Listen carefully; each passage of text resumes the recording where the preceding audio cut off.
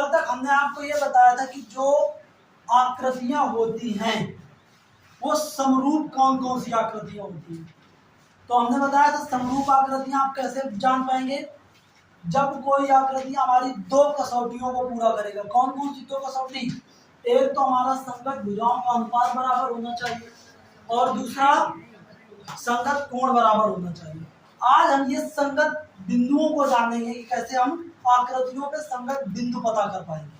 Main चीज हमारी है, जब तक आप ये नहीं समझ पाएंगे तब तक थोड़ी सी आपको परेशानी हो सकती है।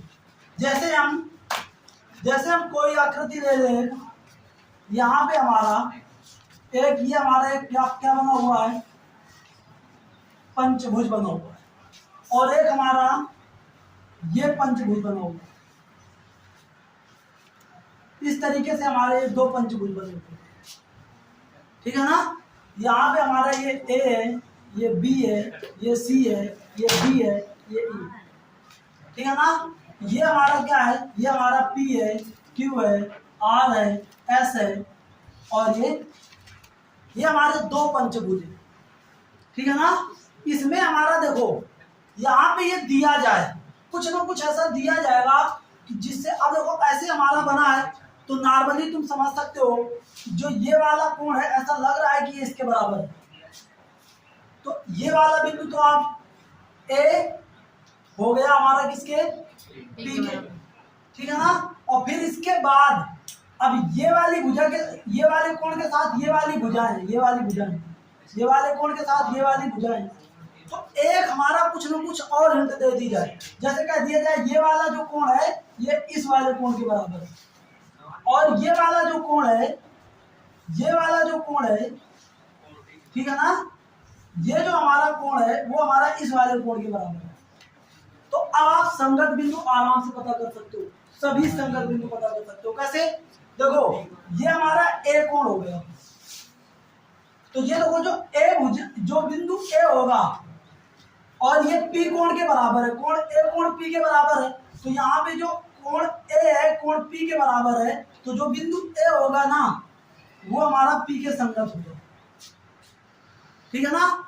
फिर इसके बाद देखो यहाँ पे ये वाला बिंदु, ये वाला कोण इस वाले कोण के बराबर है, तो यहाँ पे जो ई हो गया वो हमारा किसके, क्यू के संगत हो गया। इसके बाद ये हमारा देखो सी है, सी बराबर है यस के, सी बराबर है किसके, कोण सी बराबर कोण यस के है, तो सी जो होगा वो यस के संगत होगा, सी जो होगा वो किसके संगत होगा, यस के संगत होगा। तो अब देखो इस कोण के साथ और इस कोण के साथ, पहले तो ये देखो इस कोण के साथ हमारी कौन कौन सी भुजा है, एक हमारी ये वाली भुजा है और ये वाली भुजा है। इसमें हमारा इस कोण के साथ एक ये वाली भुजा है, एक ये वाली भुजा है। इसमें हमारा देखो ये वाले कोण के साथ ये वाली भुजा थी और ये वाली भुजा थी। यहाँ पे ये चीज देखो समझना है, इसको मैं ढंग से लिखता हूँ। यहाँ पे संगत भुजाएं और संगत कोण जानना बहुत जरूरी है, संगत बिंदु जानना जरूरी है। जब संगत बिंदु जान जाओगे तो संगत कोण संगत भुजा सब जान जाओगे। तो यहाँ पे देखो अगर मैं कहूँ कि ये जो कोण है हमारा ई ए बी, और ये ई ए बी बराबर दिया गया है किसके, क्यू पी टी की, क्यू पी टी की। लिखने का तरीका बिल्कुल सेम होना चाहिए। क्यों? देखो यहाँ पे हमारा ई ए बी मैंने इसको लिखा है, अब ई वाला कोण क्यू के बराबर है तो मैंने इसको क्यू पी टी लिखा है। तो इससे ये पता चलता है कि ई हमारा क्यू के संगत है, ए हमारा पी के संगत है, बी हमारा टी के संगत है। तो हमारा देखो केवल एक बिंदु बचा था, कौन सा, बी। बी संगत हो गए किसके, टी के, बी संगत हो गया किसके, टी के। अब बचा कौन सा बिंदु, बचा कौन सा बिंदु, केवल इधर हमारा डी बचा और इधर आर बचा। तो ये हमारा जो डी होगा वो किसके संगत होगा, आर के संगत होगा। तो अगर इस चतुर्भुज को तुम पी क्यू, अगर तुम इसको लिख रहे हो A B C D E, अगर इसको तुम लिख रहे हो A B C D E, ठीक है ना, A B C D E, तो इसको किसके समरूप लिखोगे, ए के संगत है पी और बी के संगत है टी, ठीक है ना, और सी के संगत है यस, डी के संगत है आर और फिर ई के संगत है क्यू। ये देखो, इसको आप अगर ऐसे समरूप आकृतियों के परिप्रेक्ष्य में लिख रहे हैं तो ये अगर लिख देंगे A B C D E समरूप होगा P Q R S T के, तो कहीं ना कहीं ये बात हमारी गड़बड़ा जाएगी। ठीक है ना? इसलिए हमारा किन्हीं दो आकृतियों में संगत बिंदु जानना बहुत जरूरी है। मैंने आपको एक एग्जाम्पल देकर के बात बताई, कुछ ना कुछ ऐसा हिंट जरूर दिया जाएगा। जैसे यहाँ पे देखो, ये कोण बराबर दिए गए और ये वाला कोण इसके बराबर दिया गया, ये वाला कोण इसके बराबर दिया गया, तो इन्हीं कोणों की मदद से आप संगत बिंदुओं को पता कर सकते हैं। एक और संगत बिंदुओं से आप संगत भुजाएं निकाल सकते हैं, संगत कोण निकाल सकते हैं। ठीक है ना? यहाँ पे जो कोण ए हो जाएगा, कोण पी के बराबर हो जाएगा कोण, ठीक है ना? कोण ई जो आएगा वो हमारा क्यू के बराबर आएगा।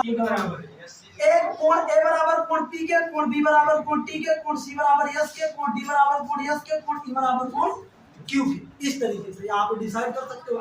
अगर भुजा तुमको निकालनी हो,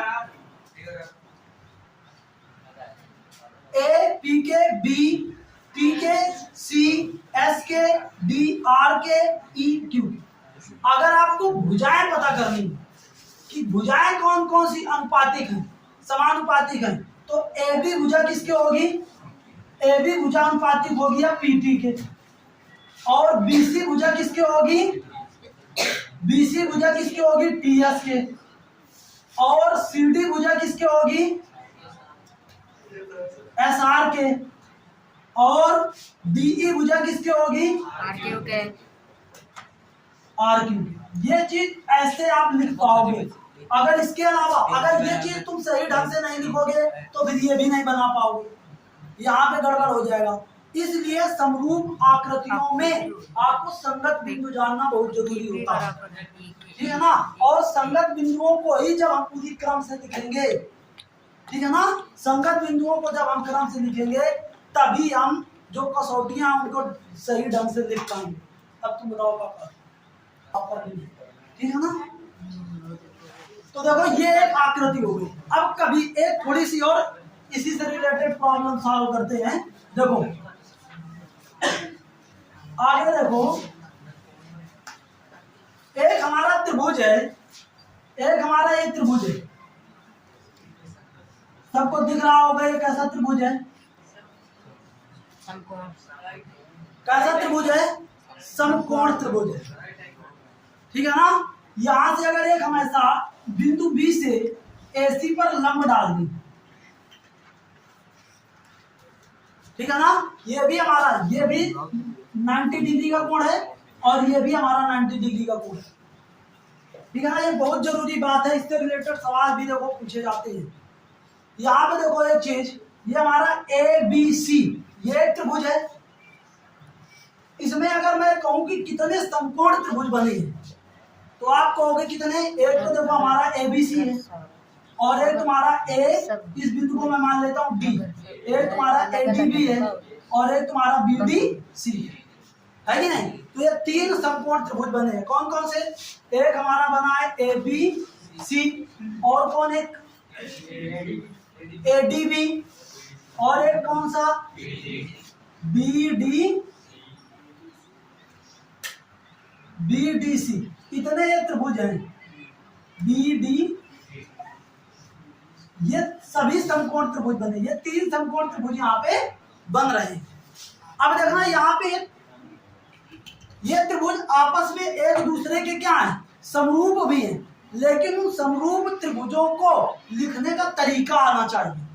जब तक उन समरूप त्रिभुजों को लिखने का तरीका नहीं आएगा तब तक कहीं ना कहीं उस बात तक नहीं पहुंच पाओगे जहां तक तुम्हें पहुंचना होगा। तो अगर मैं केवल पहले कोई दो त्रिभुजों की बात करूं, पहले ये वाला त्रिभुज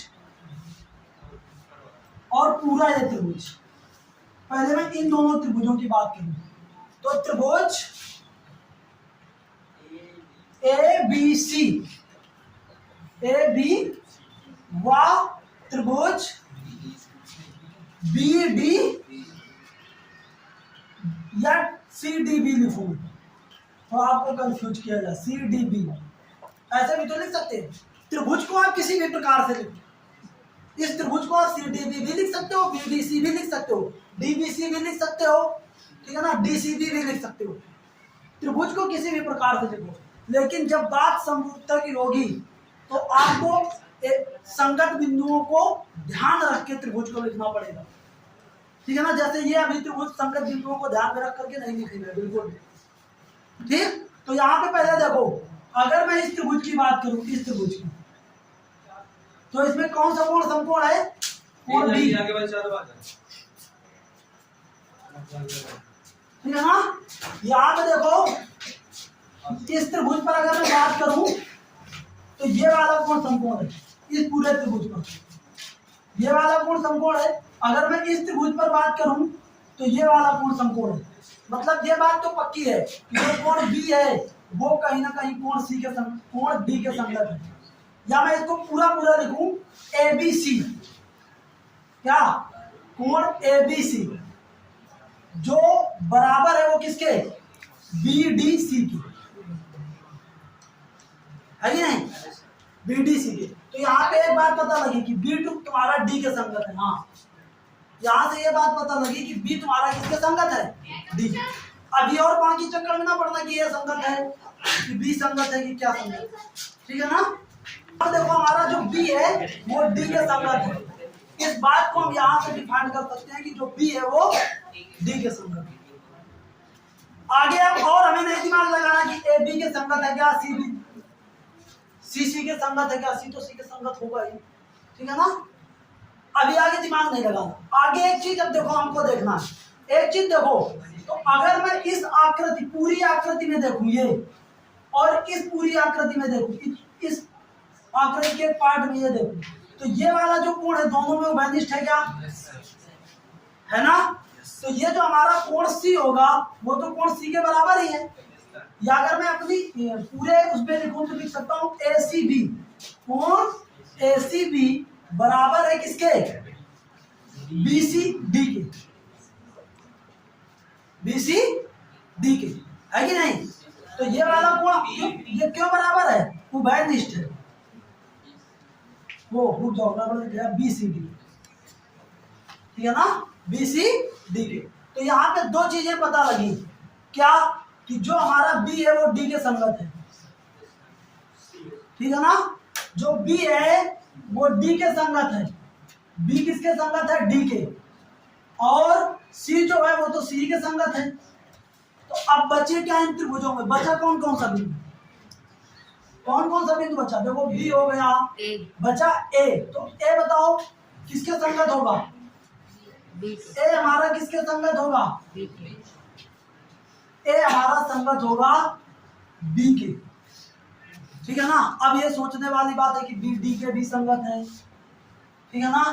और A, तो ये जो हमारी बात हो रही है वो इस त्रिभुज की बात हो रही है, इस त्रिभुज की बात हो रही है। इस त्रिभुज का बिंदु B है और इस पूरे त्रिभुज का भी ये बिंदु B है, ठीक है ना। तो अगर इन दोनों त्रिभुजों को आप समरूप लिखोगे तो किस तरीके से लिखोगे? अगर मैं इसको लिखूं ABC, अगर मैं इस त्रिभुज को ABC लिखूं तो इस त्रिभुज को मुझे लिखना पड़ेगा BDC। क्या लिखना पड़ेगा? BDC। इस तरीके से लिखना पड़ेगा, तभी हमारा संगत बिंदु के स्थान पर संगत बिंदु हो पाएंगे। अब अगर आपको भुजाएं अनुपातिक करनी होगी तो बड़ी आसानी से हो जाएंगी। AB अपान BD, BC अपान DC, AC अपान BC, ऐसे। ये सब निकालने के लिए कहीं ना कहीं हमें संगत बिंदुओं को जानना जरूरी है, ठीक है ना।